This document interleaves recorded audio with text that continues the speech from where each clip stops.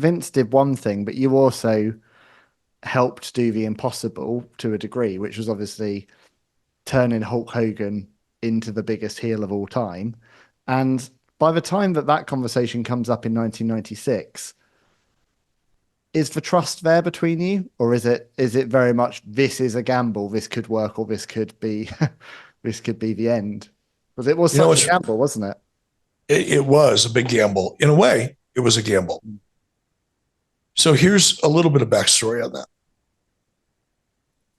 I had, Hulk came in 1994, and there was the predictable reaction.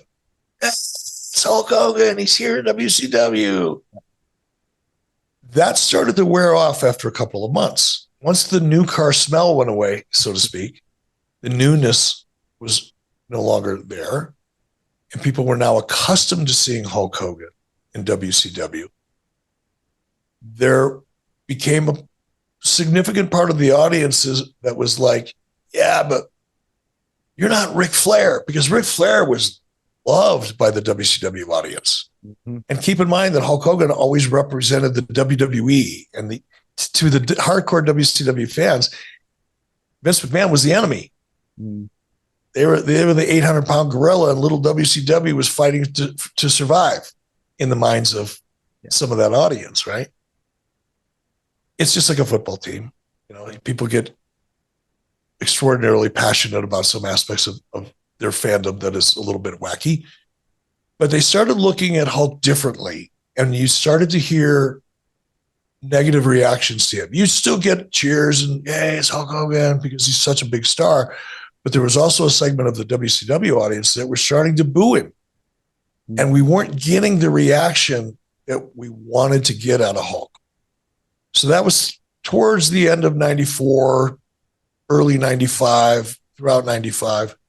At some point, either in late 95 or early 1996, I was living in Atlanta at the time, and I had my plane. And I flew down to Tampa for a meeting with Terry. Went to his house, middle of the afternoon. His kids were in school. His wife wasn't home. We sat down, walked in. He had a big, beautiful home on the ocean, on the beach.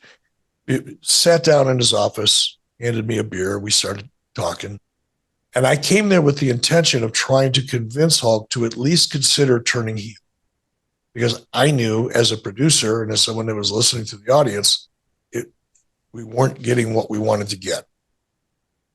And I sat down and I explained to Hulk, here's my thinking. I didn't have any creative plan in mind at the time. I just wanted to get him to buy into the idea of it and then pursue the idea of turning him heel.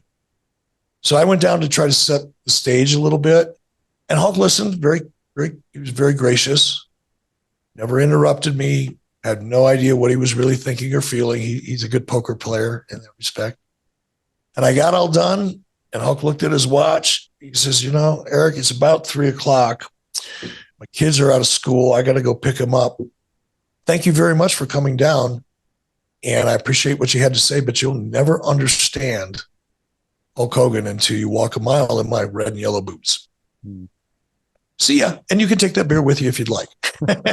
So it was the nicest I've ever been thrown out of someone's house in my life. That was approximately 6 or 8 months before Scott showed up and Kevin showed up. Scott showed up first, then it was Kevin. Then we started who's the third man, that part of the storyline. While that part of the storyline was playing out, Hulk Hogan was off in Northern California, up in the mountains, producing a Christmas movie. So Hulk wasn't even scheduled to be involved in anything because we only had him for 4 pay-per-views a year at that time. He wasn't scheduled to be involved in anything until probably October. So, and this was, June, probably somewhere in late June, early July. In the meantime, Jimmy Hart, who's always been kind of an assistant for Hulk forever, was taping the Monday Nitro shows on VHS and then FedExing them to Hulk up in the mountains in Northern California so Hulk could stay up to date with what was going on in WCW. So Hulk's sitting in his trailer, sequestered on a movie set in the middle of fucking nowhere, California, watching Scott come down, watching Kevin show up, and then realizing that we're going to build this whole thing around who's the third man. Now, I had Sting convinced to be the third man because Hulk had thrown me out of his house 6 months prior. I wasn't even going to go to Hulk. I wasn't even going to bring it up. He'd already turned down the opportunity to, or the suggestion, I should say, of turning heel. So I immediately went to Sting, convinced Sting to be the third man. That was the original plan. But while Hulk was up in California, sequestered on a lot of a Christmas movie, on the set of a Christmas movie, he's watching these tapes and he went, that's pretty cool. I think I should be the third man. So I think to answer your question as best I can, it wasn't necessarily trust in Eric Bischoff that convinced Hulk that he should be the third man and turn heel.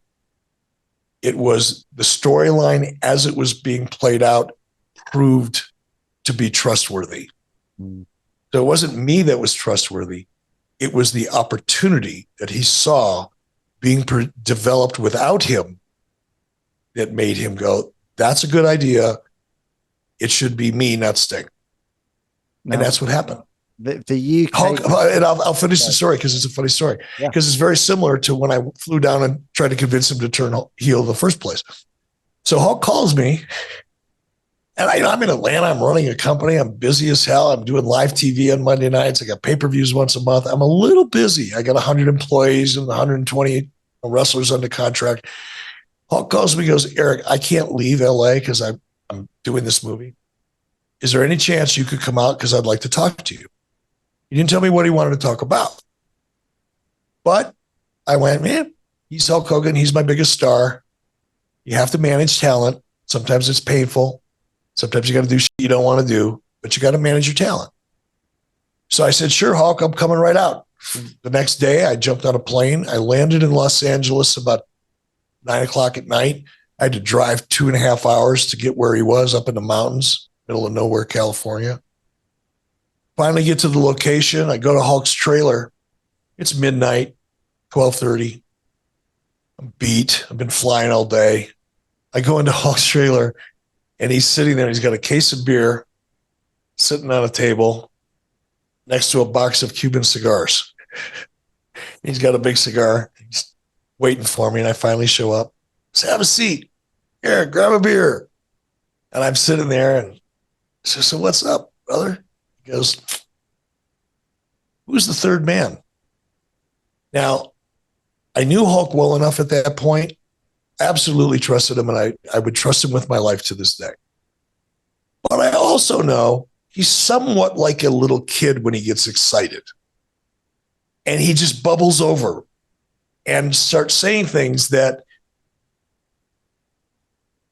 he probably should keep to himself because you don't want the world knowing what you're doing creatively, no matter how excited you are about it. I'm that way too. I've done this myself. That's why I see it so quickly in others because I'm guilty of it too.